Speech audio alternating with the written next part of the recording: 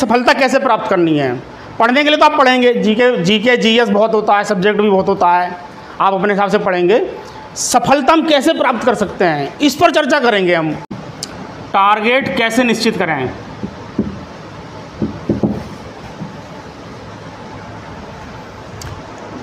मैं आपको बिल्कुल शुरुआत से लेके चल रहा हूँ। मैं ये जानता हूँ कि आपको अभी कुछ नहीं मालूम। मेरे सामने बिल्कुल आप एकदम नए बच्चे बैठे हुए हो और कुछ भी आपको ज्ञान नहीं है। आप भी ये समझ लीजिए कि आपको ज्ञान हो सकता है, मैं मानता हूँ आप पढ़ रहे हैं, मेरे बराबर भी होगा, मुझसे ज़्यादा भी हो सकता है कुछ विषय में। फ़िलहाल आप ये मान लीजिए कि फ़िलहाल आपको कुछ ज्ञान नहीं है और एक पहली क्लास है ये, तो यहाँ से कुछ आपको मिल सकता है तो आप ले लीजिएगा। पहला पॉइंट ये आता है कि टारगेट हम कैसे निश्चित करें, इस पर हम चर्चा करेंगे कि टारगेट कैसे निश्चित करना है। पहले तो ये होता है कि कुछ बच्चों की क्षमता अलग अलग हो सकती है। जैसे कुछ बच्चे रेलवे की तैयारी करते हैं, कुछ एसएससी की तैयारी करते हैं, कुछ आईएएस से पहुंच जाते हैं। तो क्षमता अपनी पहचानिए। इसके साथ साथ मेरा जो कहना है वो ये कहना है कि अगर आप कुछ सोच रहे हैं तो बड़ा सोचिए।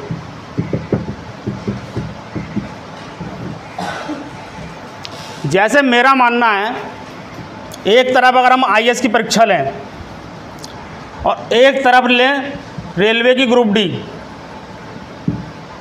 अगर ये रखते हैं यूपीएससी की सिविल सेवा परीक्षा रखते हैं, एक बच्चा टारगेट ये रखता है रेलवे का ग्रुप डी, तो मेरा ऐसा मानना है बिल्कुल बराबर की मेहनत है दोनों में।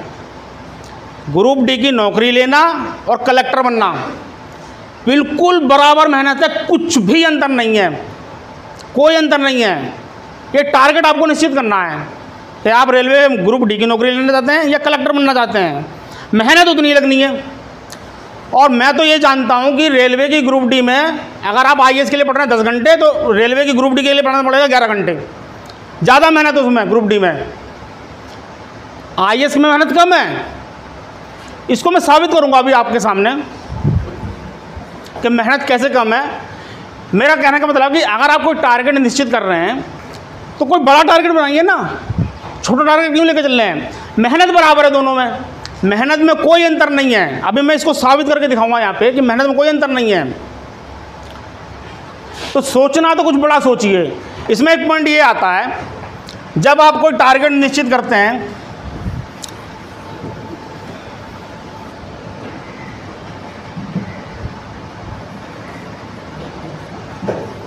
देखिए, हमारा माइंड और बॉडी जो है बड़ा शैतान किस्म का है ये। आप इसको जैसा काम लोगे ये वैसा काम करेगा, अपने आप नहीं करेगा। आपने टारगेट बना लिया रेलवे का ग्रुप डी, तो आपका माइंड, आपकी बॉडी ग्रुप डी के हिसाब से सेट हो जाएगी कि वही तैयारी करनी है, वही लेवल रखना है, उतना ही पढ़ना है, उसी हिसाब से पढ़ना है। आपने टारगेट बना लिया आईएएस, आपका माइंड और बॉडी दोनों सेट हो जाएंगे उसी हिसाब से कि मुझे आईएएस की तैयारी करनी है, वही लेवल पर पहुंच जाएंगे आप। तो जो आपके माइंड ने मेहनत रेलवे के ग्रुप डी के लिए करी थी, सेम टू सेम वही मेहनत आईएएस के लिए करनी पड़ेगी। आपका माइंड सेट हो गया कि आईएएस की तैयारी करनी है या रेलवे का ग्रुप डी की तैयारी करनी है, सेट हो जाता है माइंड। आपका माइंड बॉडी बिल्कुल सेट हो जाता है। मेहनत बिल्कुल ज़्यादा नहीं करनी है, सेम मेहनत हो गई। ये तो हो गई लेवल वाली बात, मनोवैज्ञानिक लेवल की बात हो गई कि आपका मनोवैज्ञानिक लेवल उसी तरह पहुंच जाएगा जैसे जो टारगेट आप बनाएंगे। एक एग्जाम्पल ले लेते हैं। जैसे मान लो आप अनूपसर में रहते हैं, अभी आपको जहांगीराबाद जाना हो बाइक से, तो आपका माइंड बॉडी जहांगीराबाद तक सेट हो जाएगा। आप टारगेट बना लो दिल्ली, अभी आपको जहांगीराबाद बहुत दूर लग रहा था कि जहांगीराबाद आ ही नहीं रहा है, अरे चलते जा रहे हैं, लेकिन आपने टारगेट बना लिया कि मुझे बाइक से दिल्ली जाना है, तो आपका माइंड और बॉडी सेट हो जाएगा दिल्ली पहुंचना है। आप पहुंचोगे बुलंदशहर, सिकंदराबाद, गाजियाबाद पहुंच जाओगे, तब आप कहोगे यार बहुत दूर हो गया है। कहाँ आपको जहांगीराबाद दूर लग रहा था, फिर आप गाजियाबाद पहुंच के कहोगे यार दिल्ली थोड़ा दूर था। तो माइंड बॉडी सेट हो जाता है उसी हिसाब से। मेहनत ज़्यादा नहीं करनी है, जितनी थकान जहांगीराबाद जाने में हो रही थी उतनी थकान दिल्ली जाने में होगी। पढ़ा भी होगा मैगजीन वगैरह में कि हार्ड वर्क कीजिए, हार्ड वर्क का कोई विकल्प नहीं है। लेकिन मैं बिल्कुल भी इससे सहमत नहीं हूँ, क्योंकि हार्ड वर्क का विकल्प है, सफलता का शॉर्टकट है, इसको मैं मानता हूँ। आपने अक्सर सुना होगा कि हार्ड वर्क का कोई विकल्प नहीं है, लेकिन सफलता का शॉर्टकट है। बस ये कि आपको पता नहीं होता है। आप 18 से 20 घंटे पढ़ रहे हैं, रिजल्ट कुछ नहीं मिल रहा है। एक बच्चा ऐसा है जो 6 से 8 घंटे पढ़ रहा है, आईएएस बन जा रहा है। ये क्या है? ये सफलता का शॉर्टकट ही है। क्या पढ़ना है, क्या नहीं पढ़ना है, इसका आपको विश्लेषण करना होगा।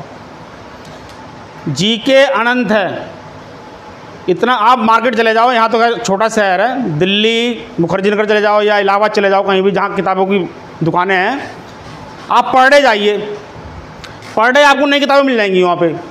आप कहेंगे यार ये भी किताब आ गई, अच्छी है। रोज़ जाओगे, रोज़ किताबें खरीद के ले आओगे। हज़ारों किताबें पढ़ी हैं। खैर अब तो किताबों का दौर थोड़ा कम हो गया, आप ऑनलाइन आ गया है। ऑनलाइन यूट्यूब पे देख लीजिए, गूगल पे देख लीजिए, सब कुछ उपलब्ध है। अनंत मैटर है, लेकिन अनंत को हम पढ़ नहीं सकते हैं। हमारी सीमा है, लिमिट है, हम सीमित ही पढ़ सकते हैं। तो सफलता का शॉर्टकट है, वो शॉर्टकट अगर हम जान जाएं तो कम समय में पढ़कर भी सफलता प्राप्त कर सकते हैं। एक तो सिलेक्टिव पढ़ना है आपको, सिलेक्टिव पढ़ना है, सब नहीं पढ़ना है।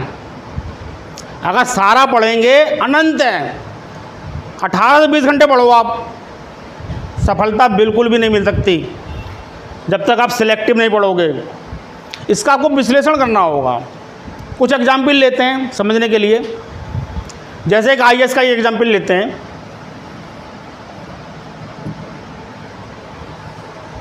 अगर हम इतिहास की बात करें,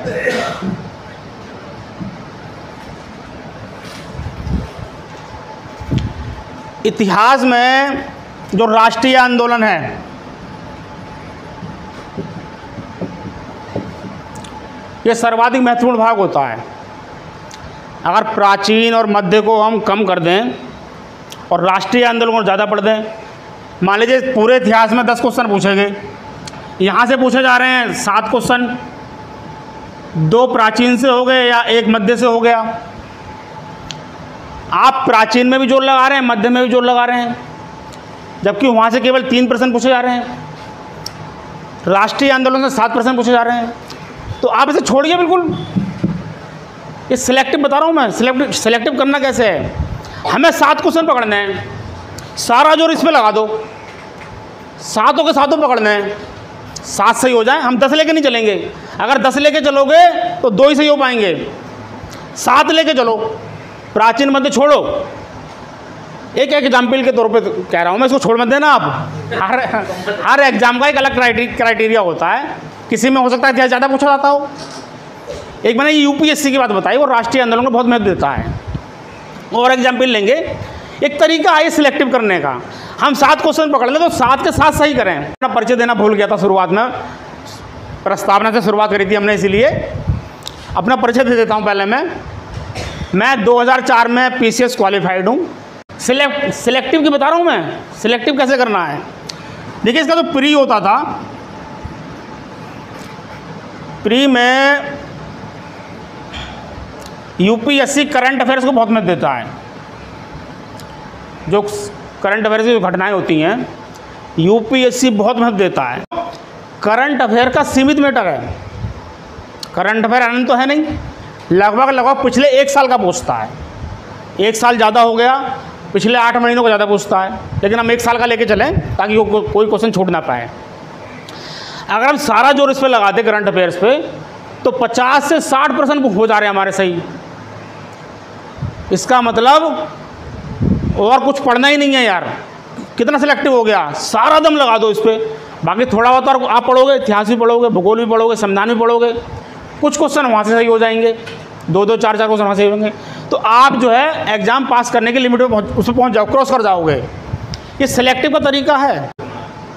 जैसे कि अब 2022 चल रही है, 22 चलने के बाद अगर 3 साल बाद हमें एग्जाम देना है, तो 2 साल का करंट अफेयर ना पढ़ कर जो एंड वाली साल है उसको करंट अफेयर में मजबूती से याद हो जाए तो एग्जाम हो सकता है ना अच्छे से। जैसे फार्म आपने अभी भरा, अभी एग्ज़ाम नहीं हुआ, 3 साल बाद एग्ज़ाम हो रहा है।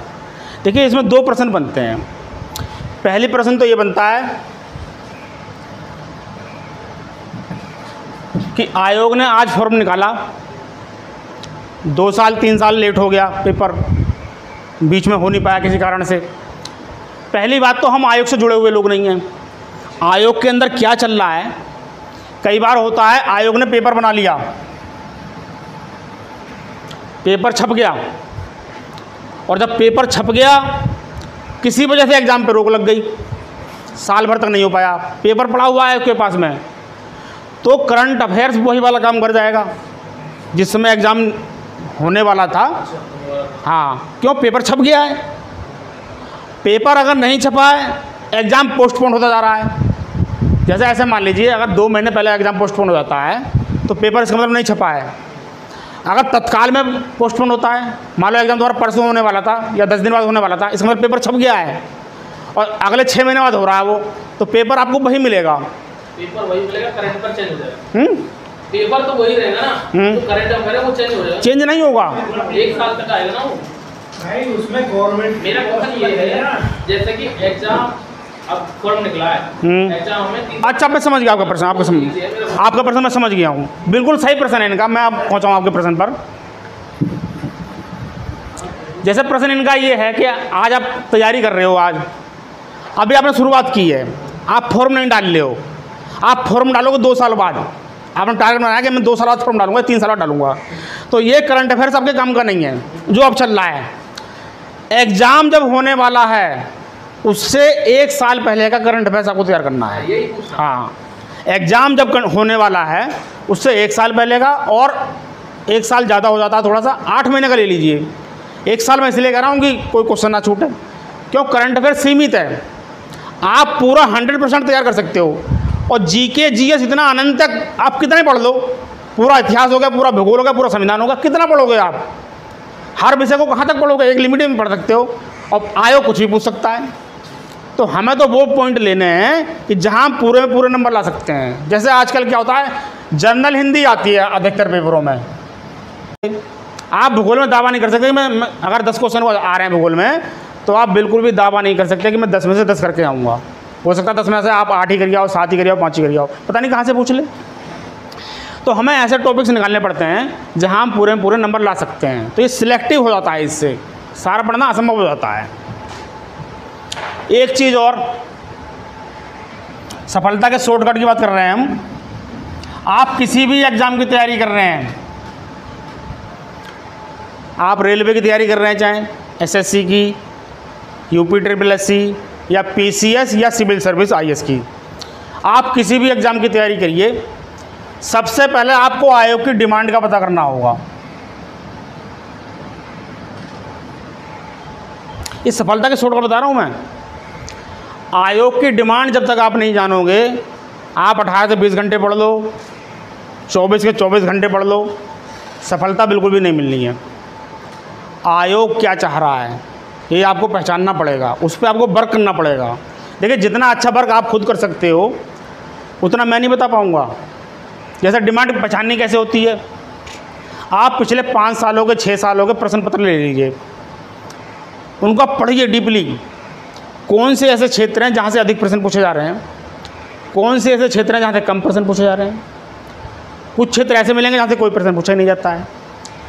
इस तरीके से हम आयोग की डिमांड पहचान सकते हैं कि आयोग क्या चाहता है। जैसे मैंने अभी बताया था आपको, यूपीएससी की बात करें तो प्राचीन और मध्य जो पहले सिस्टम चलता था, प्राचीन मध्य पूरा छोड़ देते थे हम, कुछ नहीं पढ़ना, प्राचीन ही नहीं पढ़ना, मध्य भी नहीं पढ़ना है, आधुनिक पढ़ लो, 7-8 क्वेश्चन मिल जाएंगे, वो हमें क्रॉस करवा देगा प्री। तो आयोग की डिमांड को पहचानना पड़ता है। आयोग की डिमांड क्या है, वो क्या चाह रहा है आपसे, वो अभ्यर्थी में खोजना क्या चाह रहा है।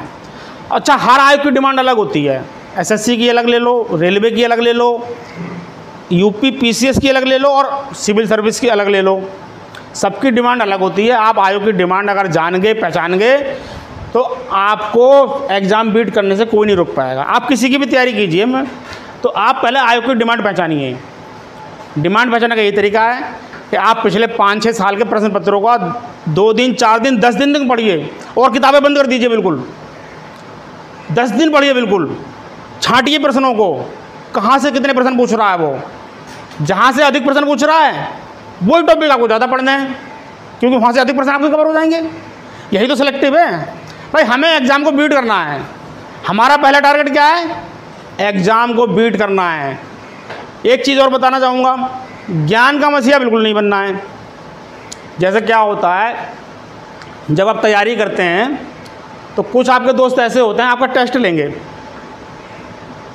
कि भाई इस वाले प्रश्न का उत्तर बता दे, आपको आपका मनोबल गिराने के लिए। जीके तो अनंत है। अब भाई आप मुझसे 10 प्रश्न पूछ दो तो हो सकता है मैं एक भी ना बता पाऊँ, या मैं आपसे पूछ दूँ हो सकता है आप एक भी ना बता पाओ, या 10 बता दो। जीके तो अनंत है, उसकी कोई सीमा तो है नहीं, अनंत जीके है। तो ऐसे दोस्तों से बचिए। आपका टेस्ट ले रहे हैं, क्यों? आपने अपने दोस्त को, उसने 10 प्रश्न पूछे आपसे उल्टे सीधे जो किसी काम के नहीं हैं। आपने कहा ये मेरे से प्रश्न पूछता है यार, तो ऐसे में 10 याद कर लूँ ऐसे प्रश्न। आयोग पूछ नहीं रहा ऐसे प्रश्न, आप अपना समय तो बेकार कर रहे हो। आपको किसे बताना है? आयोग को बताना है। जो आयोग पूछ रहा है अब वो पढ़िए, फालतू का कुछ नहीं पढ़ना है, केवल जो आयोग डिमांड कर रहा है उसको पढ़िए। आप फालतू का पढ़ेंगे, अपने दोस्तों को बताएंगे मैं बहुत होशियार हूँ, दोस्त आपको डीएम नहीं बना देगा, बनाएगा आयोग। तो आयोग की डिमांड पहचाननी है हमें, आयोग क्या पूछता है, कैसे पूछ रहा है, उसके अकॉर्डिंग तैयारी करनी है। अपने दोस्तों के हिसाब से तैयारी नहीं करनी है। इस तरीके से हम आयोग की डिमांड पहचान करके सिलेक्टिव हो सकते हैं। शॉर्टकट में सफलता होता है ना, शॉर्टकट, सफलता का शॉर्टकट है। अगर हम आयोग की डिमांड पहचान लें तो आयोग के हिसाब से भी एग्ज़ाम की तैयारी कर रहे हैं उसको भूल जाइए थोड़ी देर के लिए कि मैं तो यार रेलवे की तैयारी कर रहा हूँ, गुरुजी तो आईएएस का बता रहे हैं, तो उसको आप बिल्कुल छोड़ दीजिए। सुनने की स्थिति में आ जाइए, बिल्कुल शुरुआत की स्थिति से आ जाइए। 1 घंटा ले रहा हूँ, उसके बाद खूब पढ़ना। आप मैं एक नौकरी लेनी है, हम चर्चा कर रहे हैं सफलता पे, वो एक नौकरी कैसे लेनी है। देखिए यहाँ प्रश्न ये उठता है, बच्चों के दिमाग में आता है, बच्चे हमारा दिमाग नहीं मानता है कि भाई पेपर निकला, उसका फॉर्म निकला रेलवे का, भाई डाल दो। फिर फॉर्म निकला एसएससी का, भाई वो भी डालो। बैंक का निकला, भाई वो भी डालो फार्म। पीसीएस का निकला, उसे भी डालो। आईएएस का निकला, वो भी डालो फार्म। सबके फार्म डाल देते हैं, एग्ज़ाम भी देने जाते हैं। तो ये जो चीज़ है, सभी एग्ज़ाम के फॉर्म डालना और देने भी जाना, असफलता का बहुत बड़ा कारण है ये। असफलता का बहुत, मेरा जो एक मित्र में उसको लाने को था, वो यूपी ट्रिपल एससी पेट की तैयारी कर रहा है। तो कह रहा गुरुजी वो मेरा रेलवे का एग्ज़ाम भी आ गया है, शायद होने वाला है ना रेलवे का एग्ज़ाम। हाँ, क्या गुरुजी मैं उसका देना चाह रहा हूँ, रेलवे का दे लूँ, उसका आ गया है। मैं ऐसे बात नहीं बनेगी। या तो आप रेलवे ले लो, यूपी ट्रिपल एससी छोड़ दो, और ट्रिपल एससी को टारगेट बनाया तो रेलवे छोड़ दो कि खाली एग्ज़ाम दियाऊँगा मैं। क्या फ़ायदा एग्ज़ाम देने से? एग्ज़ाम देने से कोई फ़ायदा नहीं है। खाली एग्ज़ाम देने से आपका कम से कम 2-3 दिन का समय बेकार होगा। आप जाएंगे एग्ज़ाम देने, एक दिन पहले तैयारी करेंगे, एक दिन लौट के आएंगे, 3 दिन आपके गए, डूब के 3 दिन, और सिलेक्शन होना नहीं है खाली एग्ज़ाम देने से। एजुकेशन वाइज कंपटीशन कहाँ जा रहे हैं, पढ़ाई कितनी ऊपर तक करनी चाहिए जो कंपटीशन कम हो, और कहाँ नीचे स्तर तक जो पढ़ाई रहती है, जैसे 12th है, 11th है, बीए है, MA है, उसके बाद अपर बीए, कंपटीशन कहाँ ज़्यादा होता है? केवल आप ग्रेजुएशन कर लीजिए और कुछ नहीं चाहिए। ग्रेजुएशन करके आप जिला मजिस्ट्रेट बन सकते हो। और मैं बताना चाहता हूँ आपको, आईएएस बनना आसान है, ग्रुप डी की नौकरी लेना कठिन है। मैंने बताया आपको क्यों कठिन है ग्रुप डी की नौकरी लेना। एक तो वैसे ही कंपटीशन बहुत है, दूसरा वो काम चल रहा है क्या है। तो आपका जो प्रश्न था, आप ग्रेजुएशन कर सकते हो। ग्रेजुएशन के बाद आप सीधे आईएएस में बैठिए। मैं अभी आपको बताऊंगा, धीरे धीरे आपका भय दूर कर दूंगा मैं।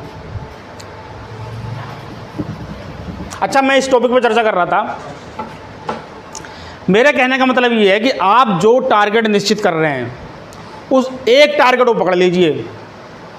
सारे एग्जाम फार्म ही नहीं डालना है, समझ रहे हो। फार्म डाल दोगे तो आपका मन नहीं मानेगा, एग्जाम देने जाओगे, क्योंकि एडमिट कार्ड आ जाएगा आपके पास।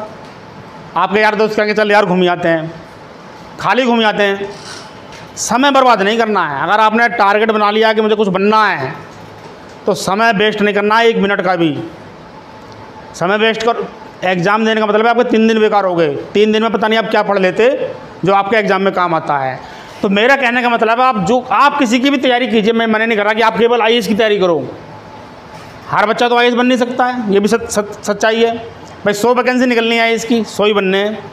तैयारी कर रहे हैं 10 लाख, लेकिन जो दिशा को सही पकड़ लेगा वो IAS बन जाएगा। मेरा कहने का मतलब है कि आप जो टारगेट बना रहे हो वो टारगेट एक बनाइए, केवल मछली की आँख। नौकरी में एक ही करनी है।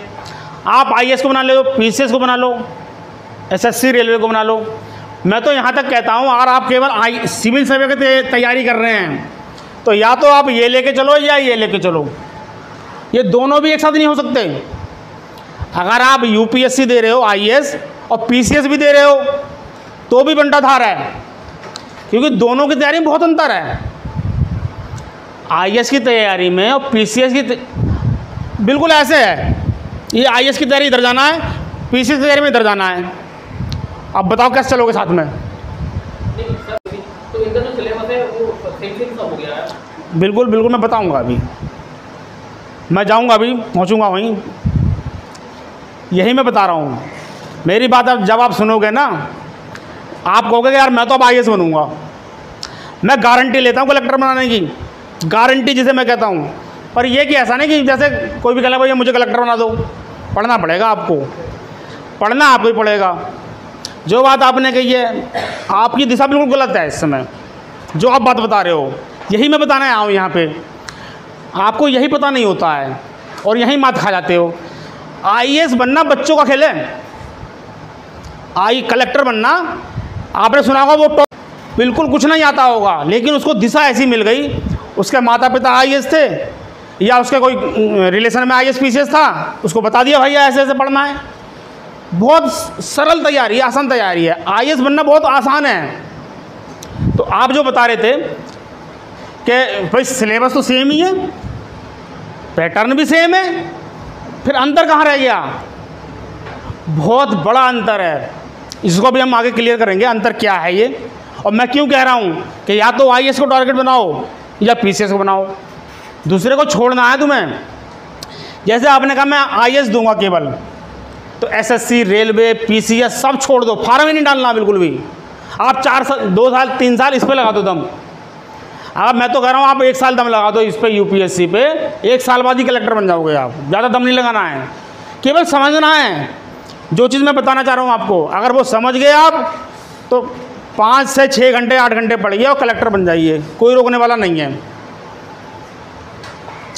आपके प्रश्न को मैं लेता रहूँगा बीच बीच में, और वही मुझे क्लियर भी करना है जिसके लिए मैं आया हूँ। क्योंकि मुझे पढ़ाना नहीं है आपको, मुझे केवल आपको गाइड करना कि पढ़ना कैसे है। पढ़ेंगे तो आप खुद ही।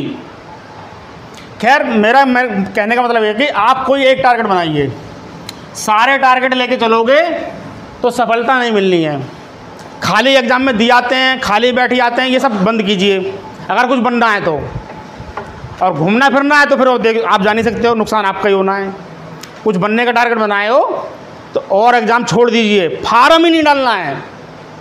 फार्म डाल दोगे तो आपका मन नहीं मानेगा, टंच करेगा बार बार, यार प्रवेश पत्र आ गया चलो घूम ही आते हैं, दे ही आते हैं एग्ज़ाम, देखें क्या पूछता है। फार्म ही नहीं डालना है, एक ही फार्म डालो, उसी की तैयारी। देखिए मेरा ऐसा मानना है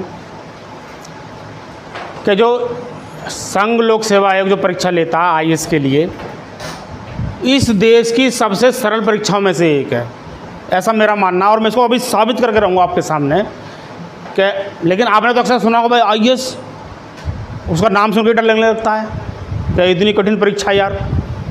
आपके मन में जो भय बना हुआ ना, इस भय को निकालना होगा। मैं निकाल दूंगा अभी आपका भय। कठिन परीक्षा बिल्कुल भी नहीं है IAS बनना बहुत आसान है, बिल्कुल बच्चों का खेल है IAS बनना। आपको पता नहीं होता है, दिशा पता नहीं होती है, वही कमी रह जाती है। नहीं आपने अक्सर सुना होगा, अखबार में देखा भी होगा, वीडियो उसमें आते हैं, सोशल मीडिया पर नहीं जाती है, एक घर में 4 IAS, एक घर में चाचा मामा फूफा ताऊ सब IAS PCS IPS। इसका क्या कारण है? क्योंकि उनको पता पेपर में लिखना क्या है। जो आईएएस बन गया एक बार, वो जान गया, वो अपने भैया चाचा मामा को बता देता है भैया ये लिख के आना। एक घर में दो तीन हाँ, रिया डाविंची दोनों बहन आईएएस, वो तो 2 ही हैं, 5 5 6 6 8 8 10 10 सुना होगा आपने, एक घर में सब IAS IPS PCS IAS IFS. उसका कारण यही है, वो संघ लोक सेवा आयोग की जो सीक्रेट मंत्र है ना यूपीएससी का, वो सीक्रेसी को जान जाते हैं, वही उनको बता देते हैं। वो ज़्यादा उन्हें पढ़ना कुछ नहीं होता है, उसके अकॉर्डिंग वो आंसर लिख आते हैं और हम अखबार में पढ़ते हैं भैया वो टॉप कर गया। हम सोचते हैं यार हमें कुछ आता ही नहीं है, जबकि आता उसे कुछ नहीं था। उसने यूपीएससी के सीक्रेट को जान गया, वो आता उसे कुछ नहीं है, सीक्रेट को जान गया, उसी के अनुसार पढ़ लिख के वो आंसर लिख आया, आईएएस टॉप कर गया। वो ऐसे बनते हैं आईएएस, एक घर में 4 4 5 5 10 10 आईएएस हो जाते हैं, वो यही कारण होता है। देखिए यूपीएससी के हम जो सीक्रेट है, टॉप सीक्रेट है यूपीएससी का, उसको थोड़ा समझने का प्रयास करेंगे। एक्चुअली मैं आज ही सारी क्लास लेना चाह रहा हूँ। हालांकि अगर मैं कई दिन आता तो आपको धीरे धीरे समझाता तो ज़्यादा समझ में आता, फिर दोबारा भी आएंगे कभी। आज जितना समझने का प्रयास करते हैं क्योंकि सारा ज़्यादा मैटर हो जाएगा। चलो थोड़ा लेते हैं फिर भी। देखिए यूपीएससी का सीक्रेट जानने का प्रयास करते हैं। इसका सीक्रेट क्या है? मैंने बताया ना, यूपीएससी में कठिन मेहनत नहीं करनी है। आईएएस बनने के लिए हार्ड वर्क नहीं चाहिए। आईएएस बनने के लिए लाइन और लेंथ सही होनी चाहिए, दिशा सही होनी चाहिए। क्या पढ़ना क्या नहीं पढ़ना ये बहुत ज़रूरी होता है। अगर यूपीएससी का जो मर्म है, यूपीएससी की बात छोड़िए, मैंने बताया अभी आपको, आप किसी भी एग्ज़ाम की तैयारी कर रहे हैं, सबसे पहले आपको आयोग की डिमांड पहचाननी होगी। वो क्या चाह रहा है, आपको मेहनत करनी, 4 दिन 10 दिन महीना भर मेहनत करो उस पर। आयोग की डिमांड पहचानो पहले, उसके अकॉर्डिंग पढ़ाई करो। आप फालतू का कुछ पढ़ना ही नहीं है, फालतू का पढ़ते रहोगे, आयोग पूछ ही नहीं रहा है। आप तो कहोगे मैं तो 18 से 20 घंटे पढ़ रहा हूँ, नंबर तब भी नहीं आ रहा। क्यों? आयोग वो पूछ ही नहीं रहा जो आप पढ़ रहे हो, और जो आयोग पूछ रहा है वो आप पढ़ नहीं रहे हो। उसको पहचानना होगा, रणनीति बनानी होगी, ये बहुत ज़रूरी है। देखिए इसको यूपीएससी के मर्म को समझने का प्रयास कर रहे हैं हम। आपका प्रश्न लेता हूँ अब मैं।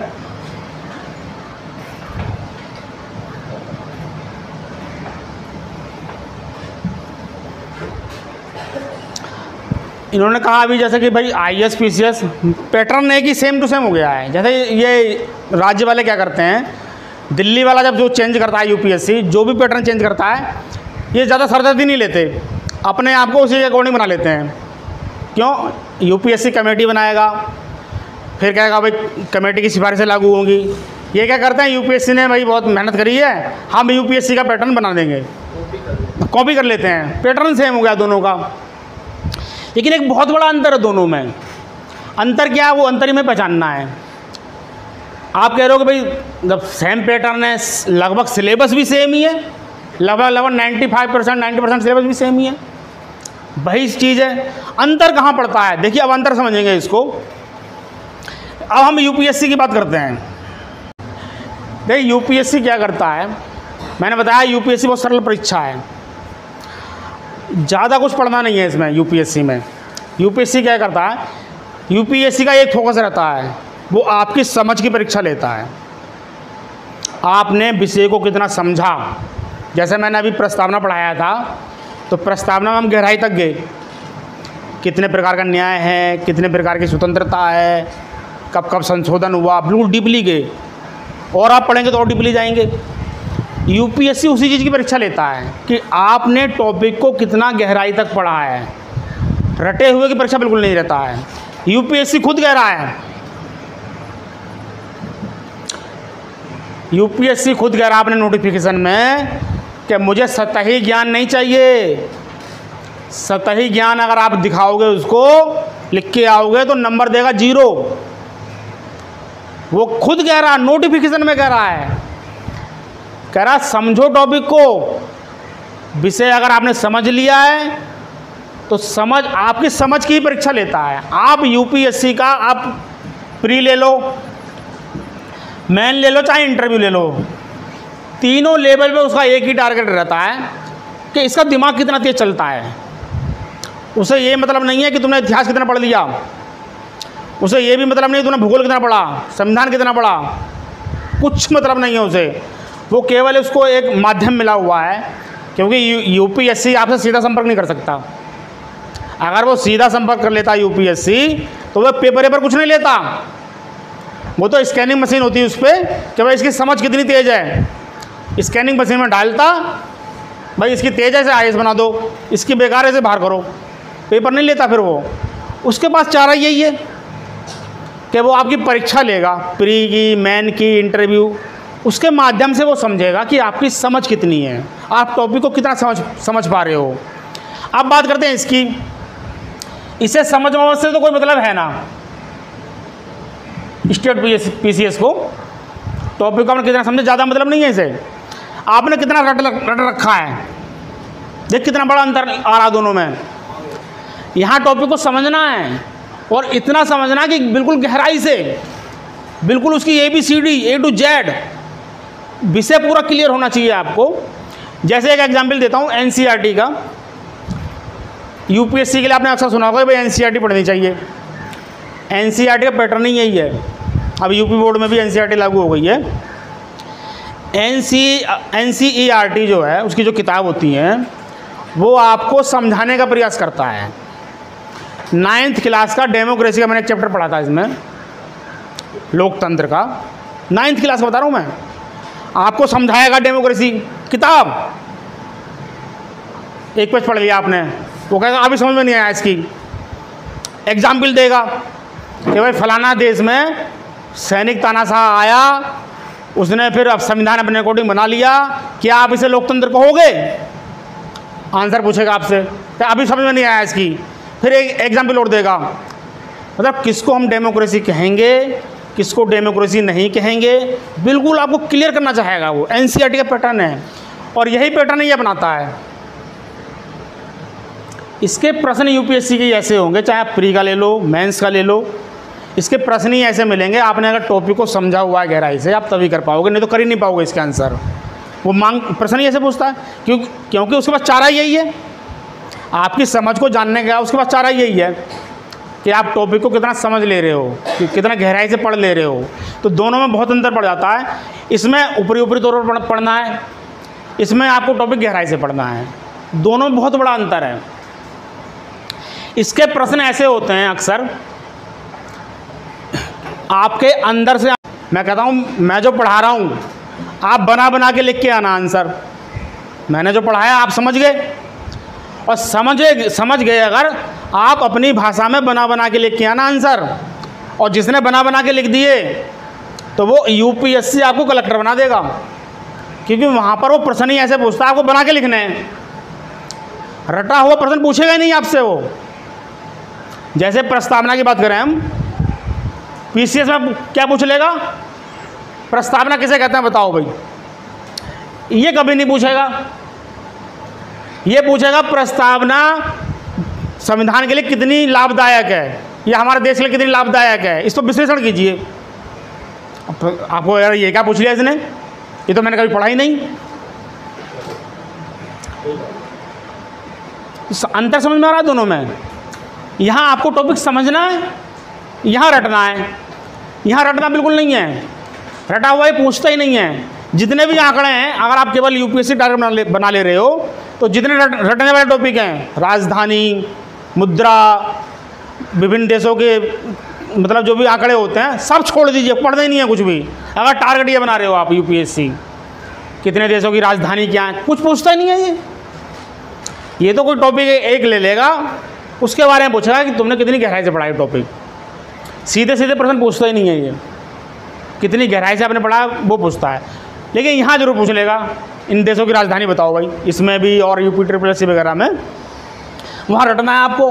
दुनिया भर के आंकड़े रटने हैं यहाँ पे या और एग्ज़ाम में, यहाँ कुछ रटना ही नहीं है। बहुत बड़ा अंतर हो जाता है।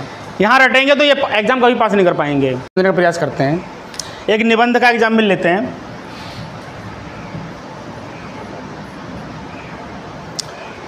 यूपीएससी की 2021 की परीक्षा में जो पूछा गया एक निबंध है, एग्जाम्पल लेते हैं। क्या कह रहा है? आपकी मेरे बारे में धारणा आपकी सोच दर्शाती है, आपके प्रति मेरी प्रतिक्रिया मेरा संस्कार है। ये निबंध पूछ रहा है यूपीएससी में। यहीं देखो अंतर समझ में आ जाएगा कि पीसीएस में और आईएएस में क्या अंतर पड़ जाता है। इसमें कुछ रटाया तो लिखना नहीं है, पूछ ही नहीं रहा है कि पर्यावरण पर निबंध लिखो। अभी पर्यावरण पर निबंध होता तो आप कहते ग्लोबल वार्मिंग, क्लाइमेट चेंज, प्रदूषण, ओजोन लेयर, सब यही लिखते। प्रदूषण की बात आती तो। अब वो क्या पूछ रहा है? आपकी मेरे बारे में धारणा आपकी सोच दर्शाती है और आपके प्रति मेरी प्रतिक्रिया मेरा संस्कार है। इसमें कुछ रटा हुआ लिखना है, आपके अंदर से निकलवा रहा है वो। मैंने बताया ना, आपके अंदर घुस रहा है वो आयोग। ऐसे प्रश्न वो इसलिए पूछता जानबूझ के कि आप रटा हुआ लिख ही ना सको, तो पूछ ही रहा जानबूझ के। क्यों? उसे आपके अंदर झांकना है। यूपीएससी आपके अंदर झांकना चाह रहा है। उसे असली आदमी चाहिए, फर्जी आदमी नहीं चाहिए। आपने कोचिंग कर ली, रट जाए आंसर, रटाए लिखी आए, वो तो कोई भी रट लेगा। उसे चाहिए नहीं वैसा आदमी। उसे पता है लड़के कोचिंग कर रहे हैं, दिल्ली में, इलाहाबाद में, सब जगह रट रहे हैं, सब रटा रहे हैं। प्रश्न ऐसे पूछ ही नहीं रहा वो, इसमें रटा हुआ कुछ लिखना ही नहीं है। अब आपको इसका आंसर बना बना के लिखना है। जितना अच्छा आप बना बना के लिख दोगे उतने अच्छे नंबर मिलेंगे। अपने अंदर से निकालना है आंसर। इस प्रश्न के माध्यम से यूपीएससी आपके अंदर घुसेगा। वो आपके उत्तर के माध्यम से ये जानेगा कि ये लड़का आईएएस बन सकता है या नहीं बन सकता है। ये प्रयास करेगा वो। अब क्या है, आप लिखोगे आपकी मेरे बारे में धारणा आपकी सोच दर्शाती है। जैसे आपने मेरे बारे में सोचा कुछ, भाई आपकी सोच सही हो सकती है, गलत भी हो सकती है। आप मेरे बारे में क्या विश्लेषण कर रहे हैं, लेकिन मेरा जो रिएक्शन होगा वो मेरा संस्कार बताएगा कि मेरे संस्कार कैसे हैं, मेरे माता पिता ने क्या संस्कार मुझे दिए हैं, मेरे गुरुजनों ने मुझे क्या संस्कार दिए हैं। यही लिखना है अपने अंदर से। मेरा जो रिएक्शन होगा, आपने मेरे बारे में गलत सोचा कि ये कहाँ से आ गया, मेरा टाइम खा रहा है, तो 2 घंटे खा गया मेरे। अच्छा, मैं क्या रिएक्शन करूँगा? अब मैं भी बौखला गया, मेरा संस्कार तो बताएगा ये। और मैं नहीं बौखलाया, मैं बिल्कुल नॉर्मल लिया उस चीज़ को, तो ये मेरा संस्कार बता रहा है कि मेरे गुरुजनों ने मुझे क्या पढ़ाया, क्या संस्कार दिए मुझे, या मेरे माता पिता ने मुझे क्या संस्कार दिए हैं। वही आपको उत्तर बना बना के लिखना है। इसमें रटा हुआ कुछ लिखना ही नहीं है। केवल आपने जो आप न्यूज़पेपर पढ़ते हैं या जो तैयारी कर रहे हैं या जो कुछ जैसे मैं बता के जा रहा हूँ, कुछ गुरुजी बताते हैं, कुछ हमारे हुकुम सिंह गुरुजी बताते होंगे आपको, यहीं से ये निकलवा रहा है आपको उत्तर। आपके क्या संस्कार हैं वही निकलवा रहा है। आपको रटा कुछ नहीं लिखना है। मैंने बताया ना, आईएएस बनना बहुत सरल है। इसका आंसर सी सेट की बात करते हैं। इसका मैंने अभी सुबह विश्लेषण किया था थोड़ा सा पेपर का, मैंने बच्चों को बताना भी है। इसमें मैंने 2 पॉइंट देखे जो हम यूपीएससी की बात करें। आप बिल्कुल ऐसे चलेगा कोरे, परीक्षा में बैठ जाओ, कुछ भी मत पढ़ो, बिल्कुल 0 से जाओ, और मैं गारंटी बता रहा हूं आप पास होके आओगे उसमें। इसलिए मैं कहता हूं आईएएस बनना आसान है। सबसे सरल परीक्षा है इसकी। वो आपके दिमाग की पावर जानना चाह रहा है कि इसका दिमाग कितना होशियार है। रटने को तो कोई भी रट लेगा। 50 घंटे रटो आप लगातार, पूरा संविधान रट डालोगे। जैसे मैंने अभी आपको प्रस्तावना बताई, मैंने रट रखी है, मैंने बता दिया आपको। उसको रटे हुए से मतलब नहीं है। वो प्रस्तावना कभी नहीं लिखवाएगा आपसे। यूपीएससी प्रस्तावना कभी नहीं लिखवाएगा, प्रस्तावना का विश्लेषण करवाएगा आपसे। तो सी सेट की बात करते हैं हम। कुछ भी नहीं पढ़ना है एक तरीके से। मैं कहूँ आप सीधे जाके बैठ जाओ सी सेट में और पास हो जाओगे। मैंने तो कभी नहीं पढ़ा इसके बारे में कुछ भी, क्योंकि पढ़ना है ही नहीं कुछ। इसमें 2 चीज़ें पूछता है वो। सी सेट का जो पेपर होता है, देखिए 2 पेपर होते हैं, आपको बता दूं मैं कुछ। एक तो जीएस का होता है, एक सी सेट का होता है। ये क्वालिफाइंग बनती है, लेकिन क्वालिफाइंग जरूरी है। अगर ये पास नहीं होगा तो आप फेल हैं। पढ़ना कुछ नहीं है इसके बारे में। इसमें दो चीज़ पूछ रहा है वो, एक तो पूछता पैराग्राफ, एक पेज का पैराग्राफ दे देगा, स्टोरी दे देगा कोई, उस स्टोरी के बारे में आपसे 4% पूछेगा वो। कहीं पढ़ना कुछ नहीं है, पढ़ा हुआ कुछ पूछ नहीं रहा वो तो आपको जो अनसीन पैसेज होता है ना, अंग्रेजी में आता है अनसीन पैसेज, जो आपने कभी ना देखे हों, जो कभी ना पढ़े हों, अपठित, हिंदी में आता ना अपठित, ऐसे अपठित आएंगे आपके सामने। पूरा पैराग्राफ आएगा आपके सामने, उसको उस पैराग्राफ को पढ़ के आपको 4% देगा, उनका आंसर देने हैं। मैंने बताया आपको यूपीएससी रटे हुए की परीक्षा ले ही नहीं रहा है। यहाँ भी देखिए आपकी समझ की परीक्षा ले रहा है वो। अनसीन पैसेज दे दिया आपके सामने जो आपने कभी देखा ही नहीं, उस पैराग्राफ को पढ़िए और उस पैराग्राफ के आधार पर 4 प्रश्नों के उत्तर देने हैं आपको। इसका तरीका क्या होता है, पैराग्राफ को आप 2 बार ठीक ढंग से पूछा ही नहीं, उसको केवल आपको 2 बार पढ़ना है। आंसर कैसे देना मैं बता रहा था। पैराग्राफ को आप 2 बार पढ़िए, और पढ़ना कैसे है उसको, पैराग्राफ को पढ़ने के दौरान आपको शून्यता की स्थिति लानी है। क्या इस संसार में मैं हूँ ही नहीं, इतनी कंसंट्रेशन से पढ़ना होगा उस पैराग्राफ को। जब आप उसका आंसर, इसका जो पैराग्राफ पढ़ के आंसर देने हैं, आपको कुछ रट के नहीं जाना इस पेपर में पास करने के लिए। इसको पैराग्राफ को पढ़ना है, 2 बार पढ़ना है। पढ़ने का तरीका ये है, बिल्कुल शून्यता की स्थिति में आ जाओ कि आप इस संसार में हो ही नहीं।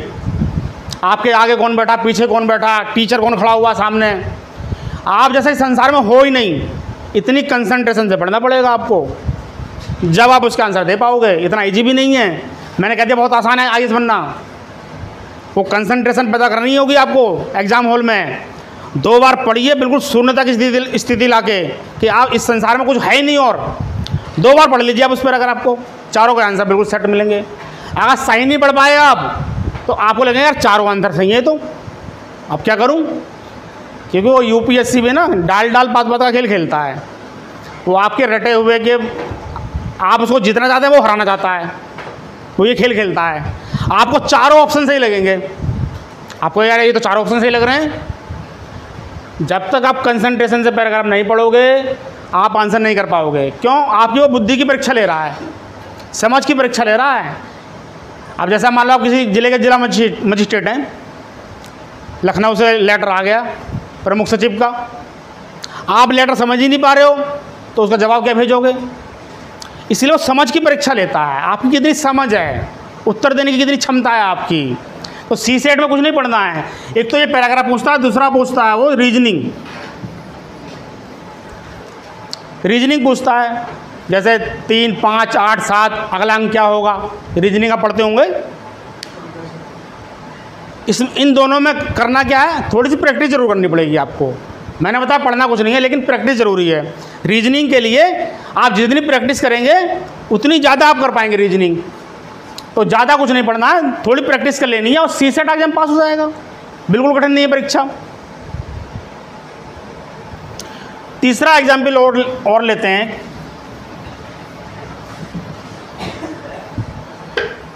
एक थोड़ी इंटरव्यू की बात और कर लेते हैं यहाँ पे। देखिए जो इंटरव्यू होता है, इतना सरल इंटरव्यू होता है, आईएएस का हो चाहे पीसीएस का हो। आपके मन में भय बना होगा यार आईएएस का इंटरव्यू है, पीसीएस का इंटरव्यू है। मैंने 4-5 बार इंटरव्यू दिया पीसीएस का, इससे सरल इंटरव्यू होता ही नहीं है यार। जो एलकेजी का इंटरव्यू होता है ना, एलकेजी का बच्चा दाखिले कराने जाओ, वो कठिन होता है। लेकिन पीसीएस का और आईएएस का इंटरव्यू तो बहुत सरल होता है। जैसे आप इंटरव्यू देने जाएंगे, आप एक बार मुझसे मिल लेना, कभी इंटरव्यू देने जाना हो, आपका सारा तो मैं भय दूर कर दूंगा। और पढ़ना ज़्यादा कुछ है नहीं इंटरव्यू के बारे में, केवल 2 चीज़ पढ़नी होती हैं इंटरव्यू के बारे में। एक तो आपका बायोडाटा, दूसरा करंट अफेयर्स। आप बिना तैयारी के पहुंच जाओ इंटरव्यू बोर्ड में, 70% नंबर की गारंटी तो मैं दे रहा हूँ। जैसे आप बैठे हो ना, ऐसे पहुंच जाओ, 70% नंबर की गारंटी मैं दे रहा हूँ। इससे ज़्यादा नंबर आते भी नहीं है। इतना इजी इंटरव्यू होता है। यूपीएससी खुद कह रहा है। यूपीएससी क्या कर रहा है देखिए, उसका जो नोटिफिकेशन है, इंटरव्यू में हम क्या करेंगे, नेचुरल कन्वर्सेशन, यानी स्वाभाविक वार्तालाप, जैसे मैं आपसे कर रहा हूँ ना, या दो मित्र करते हैं जैसे, स्वाभाविक वार्तालाप, नेचुरल कन्वर्सेशन। इंटरव्यू कोई परीक्षा क्रॉस एग्जामिनेशन नहीं है, क्रॉस क्वेश्चन नहीं पूछेगा इंटरव्यू। जैसे सीबीआई वाले क्या करते हैं, इंटेलिजेंस वाले आपसे क्रॉस क्वेश्चन पूछेंगे, या वकील जो करता है उसमें कोर्ट में आपसे क्रॉस क्वेश्चन पूछ के आपको उलझाएगा और आपसे सत्य बाहर निकलवाएगा। तो यूपीएससी कह रहा है हम क्रॉस एग्जामिनेशन की टेक्निक नहीं अपनाते हैं, हमें केवल स्वाभाविक वार्तालाप, नेचुरल कन्वर्सेशन से आपके अंदर के गुणों को पहचानना है। आप बिल्कुल डायरेक्ट जैसे बैठे हो ऐसे इंटरव्यू देने चले जाओ, कुछ नहीं करना है। बहुत ईजी इंटरव्यू होता है। जैसे आप इंटरव्यू देने जाएंगे तो आपसे कहेंगे अरे आइए भैया बैठिए, आइए बैठिए। बिल्कुल ऐसे लगेगा जैसे कोई छोटा सा बच्चा आया हो उनके सामने, अरे बैठिए बैठिए, हंस के बात करेंगे आपसे। अरे वो जानते ना इस बात को, प्रेशर हो सकता है, आईएएस का इंटरव्यू देना आया, पीसीएस का देना आया, इस पर प्रेशर हो सकता है। उनका पहला काम ये होता है कि आपके प्रेशर को दूर करना, उनकी ड्यूटी होती है ये, कि कैंडिडेट पे प्रेशर हो सकता है। तो वह कहेंगे अरे बैठिए बैठिए। शुरुआत में क्या पूछेंगे आपसे, अच्छा भाई कहाँ से आए हैं आप कहोगे मैं तो बुलंदशहर से आया हूँ। अच्छा, बुलंदशहर में कौन सी नदी निकलती है भाई, कौन सी नदी जाती है? आप कहोगे गंगा नदी जाती है। आपका भय दूर करेंगे वो शुरुआत में, उन्हें पता है इस पर प्रेशर हो सकता है। ऐसे प्रश्न पूछेंगे, अच्छा एमए किस विषय से किया आपने? आप कहोगे पॉलिटिकल साइंस से किया या हिस्ट्री से किया या किससे किया है? अच्छा, मेंस में कौन सा विषय लिया था आपने? आपको ज्योग्राफी लिया था मैंने। अच्छा, ज्योग्राफी क्यों लिया था आपने?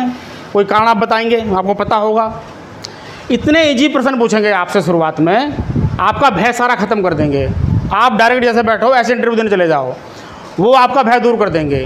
केवल 2 टॉपिकों पर चर्चा होती है इंटरव्यू में। इंटरव्यू बोर्ड के पास प्रश्न नहीं होते हैं। प्रश्न कहाँ से लाएगा? डेली 100 बच्चों का इंटरव्यू हो रहा है यूपीएससी में या स्टेट पीसीएससी में, पीएससी में। प्रश्न कहाँ से लाएंगे वो भी तो इंसान ही बैठे हैं सामने। लाखों प्रश्न कहाँ से लाएंगे? वो प्रश्न आपके बायोडाटा से लेंगे। आपको जो बायोडाटा होता है आपसे ही प्रश्न ले रहे हैं। देखिए कितना आसान इंटरव्यू होता है। आपसे प्रश्न ले रहे हैं, आपसे ही जवाब मांग रहे हैं। और क्या लोगे भाई आसान, और कितना चीज लोगे? आपसे ही प्रश्न ले रहे हैं, आपसे ही आंसर पूछ रहे हैं। वो पूछेंगे भाई आप बायोडाटा आपका जैसे होता है, आपकी जो पूरी डिटेल होती है, क्वालिफिकेशन आपने कहाँ से करी है, कौन सा विषय लिया है, आपके पिता क्या करते थे, आपसे ही प्रश्न पूछेंगे। आपसे ही प्रश्न लेना उन्हें। आपने क्या दिया? मैं फौज में था जी, मैं फौज में नौकरी कर रहा था और मैं इंटरव्यू देने आया हूँ पीसीएस का या आईएएस का। उन्हें प्रश्न मिल गया, फौज का प्रश्न मिल गया उन्हें। अच्छा, फौज में क्या करते थे आप? अच्छा, बॉर्डर पे भी रहे हैं आप? अच्छा, पाकिस्तान के सैनिक घुस जाते थे तब आप क्या करते थे? आपसे ही प्रश्न ले रहा है वो, आपसे ही आंसर मांग रहा है। बस 2 चीज़ों का ध्यान रखना है। एक तो घबराना नहीं है। घबराना इसलिए नहीं है क्योंकि कुछ वो अलग पूछ ही नहीं रहा है, वो आपसे ही प्रश्न पूछ रहा है। अगर आप डर गए तो जो डर गया तो मर गया, कहते हैं ना, जो डर गया तो मर गया। भाई आप मान लीजिए एसडीएम है किसी ज़िले में, एसडीएम या डीएम है, अभी हिंदू मुस्लिम में दंगा हो गया, आपके ऊपर प्रेशर क्रिएट हो गया, डर गए आप, तो दंगा शहर में तो आग लग जाएगी। आपको तो ऑन द स्पॉट प्रेजेंट होकर उसको डील करना है। तो प्रेशर नहीं दिखाना अपने ऊपर, उस प्रेशर को ही डील करना है। तो इंटरव्यू बहुत इजी होता है। आपसे ही प्रश्न लेता है, आपसे ही आंसर मांगता है, अलग से कुछ नहीं पूछता है। हाँ, अलग से ये करंट अफेयर जरूर पूछ लेता है वो। जैसा यूपीएससी की बात करें तो करंट की घटनाओं को बहुत अधिक महत्व देता है। आप डेली अखबार पढ़ते हैं, मैगजीन पढ़ते हैं, ये भी वहाँ से तैयार हो जाता है। जो करंट की घटनाएँ होती हैं आप उनको तैयार कर लीजिए। जो करंट की घटनाएँ होती हैं, जो विशेष घटनाएँ घटित होती हैं, 10-20 घटनाएँ होती हैं ऐसी जो चल रही होती हैं, उन पर अपना व्यूज़ बना लीजिए। वो पूछेंगे आपकी क्या राय है, आपसे पूछेंगे आपकी क्या राय है, से ही प्रश्न लेगा। आप किसी का भी इंटरव्यू दे लो, आपसे आपका अपना बायोडाटा तैयार कर लो वो आपसे ही प्रश्न लेगा, आपसे ही आंसर पूछेगा। इससे ईजी और क्या हो सकता है। तो इसीलिए मैं कहता हूँ UPIS बनना बहुत सरल काम है, ज़्यादा मेहनत कुछ नहीं करनी है। आप ऐसे बैठे हो, इंटरव्यू देने चला जाओ, बहुत अच्छे नंबर मिलेंगे। तैयारी करके जाओगे तो नंबर कम हो जाएंगे। UPSC में ज़्यादा तैयारी कर ली तो नंबर कम हो जाएंगे। क्यों? उसे पता ये रट गया है ये, अब ये ख़त्म हो गया नेचुरल वाला। उसे तो नेचुरल कन्वर्सेशन करना है आपसे। अब वो समझेगा ये रट के आया है, ये कोचिंग करके आया है, ये रात दिन इसने आंसर रटे हैं, तो भाई ये IAS बनने लायक नहीं है ये, क्योंकि ये रट के आया है, इसे मालूम कुछ है नहीं।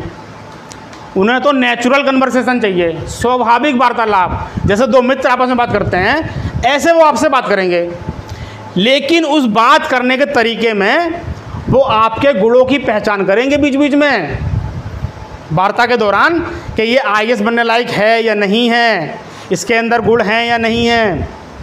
जैसे एक एग्जाम्पल लेते हैं, UPSC जो देखता है, हम उसके मर्म को समझने का प्रयास कर रहे हैं कि UPSC आखिर चाहता क्या है।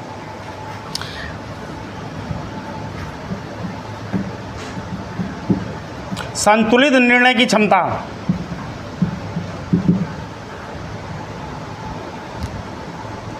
ये UPSC चाह रहा है।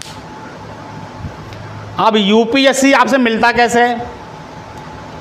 एक तो मेंस की परीक्षा से मिलता है आपसे हो, आप जो आंसर लिखेंगे तो UPSC आपसे मिल रहा है, वो आंसर चेक नहीं कर रहा है, वो आपके अंदर झांक रहा है, आप जो उत्तर लिख के आ रहे हो। और फिर इंटरव्यू में मिल लेता है, वो इंटरव्यू में फेस टू फेस मिल लेता है। संतुलित निर्णय की क्षमता, एक एग्जाम्पल ले रहे हैं। मान लीजिए आप किसी जिले के जिला मजिस्ट्रेट हैं, दो पक्षों में दंगा हो गया और आपने एक तरफा कार्रवाई कर दी, तो दूसरा पक्ष तो आग लगा देगा शहर में। तो एक जिला मजिस्ट्रेट होने के नाते आपको बैलेंस डिसीजन लेना पड़ेगा, दोनों पक्ष संतुष्ट हो जाएं, वो कहें हाँ भी DM साहब सही है जी, हम तो घर जा रहे हैं अपने, दूसरा पक्ष भी कहे हाँ जी DM साहब सही है, हम भी अपने घर जा रहे हैं। दोनों पक्षों को संतुष्ट करना है। तो आपके अंदर ये क्षमता है या नहीं है, वो आपके उत्तरों के माध्यम से पहचानेगा, आप उत्तर कैसा लिखते हैं। अगर आप ये चीज़ जान जाते हो, यही UPSC का मर्म है। मैंने बताया ना, एक घर में 5 IAS हो जाते हैं, वो यही बता देते हैं भैया ये लिख के आना है इस तरीके से आंसर, और UPSC को लगता है यार ये तो बहुत होशियार है, वो उसे IAS बना देता है, जबकि होशियार कुछ भी नहीं था, वो उससे ज़्यादा होशियार बाहर पड़े हुए हैं। जैसे एक एग्जाम्पल लेते हैं, एक क्वेश्चन बनता है ईश्वर है या नहीं। ये दर्शन शास्त्र का प्रश्न है, एक एग्जाम्पल के तौर पे ले रहा हूँ मैं, फिलोसफी का क्वेश्चन है ये। इस क्वेश्चन को समझाने के लिए ये पता नहीं होता बच्चों को आंसर लिखने का जो तरीका होता है कि ईश्वर है या नहीं है।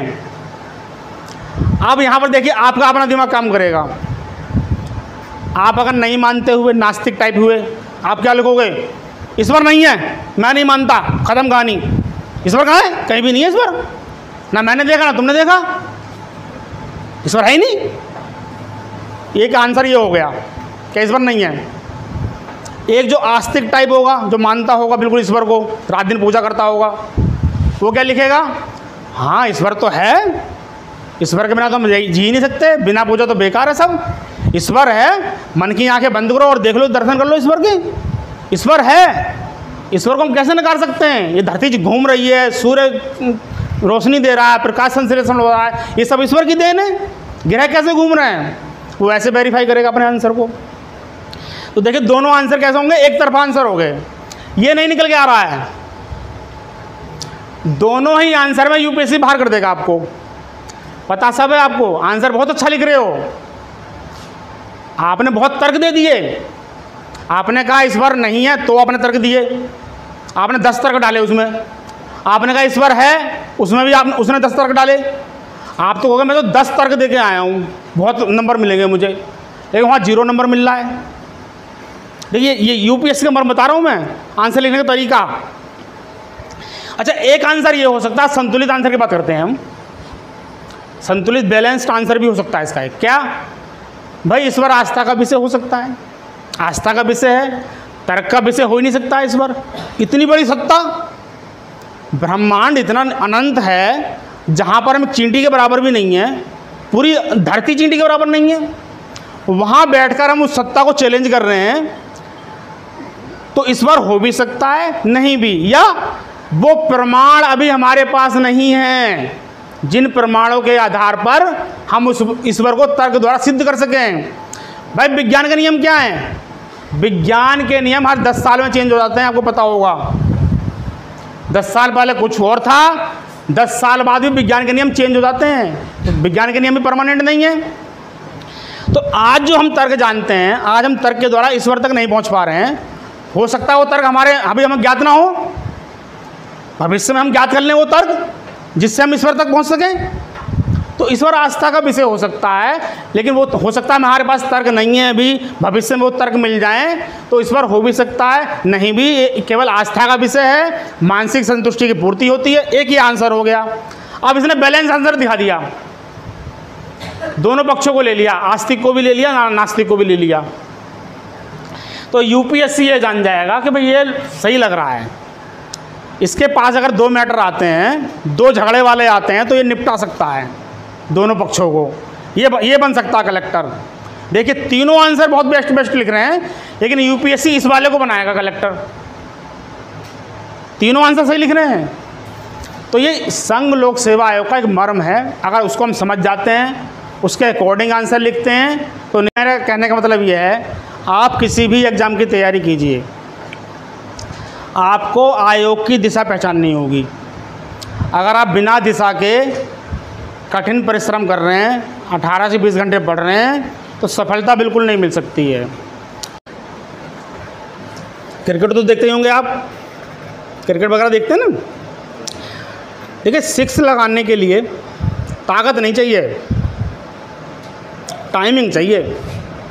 अगर बॉल और बैट्स की टाइमिंग बेस्ट हो गई तो धीरे दिशा दिखानी है केवल, और बॉल बाउंड्री के पार।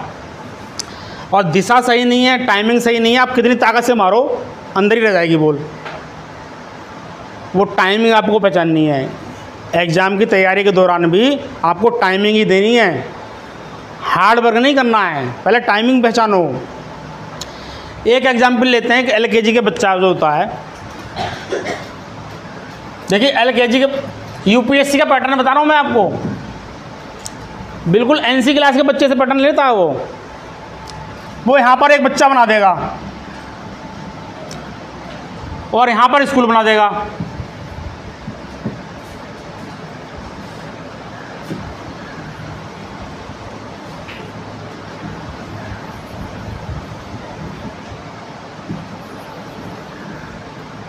ये LKG के बच्चे पूछा जा रहा है कि भाई कौन सा रास्ता है इनमें से जो स्कूल तक जाता है। 3 रास्ते दिए हुए हैं, तो रास्ता पहचानना आपको तैयारी के दौरान। भाई 3 रास्ते हैं, आप गलत रास्ता पकड़ लो, यहाँ रास्ता बंद मिलेगा आपको। बिल्कुल तैयारी ऐसे ही करनी है।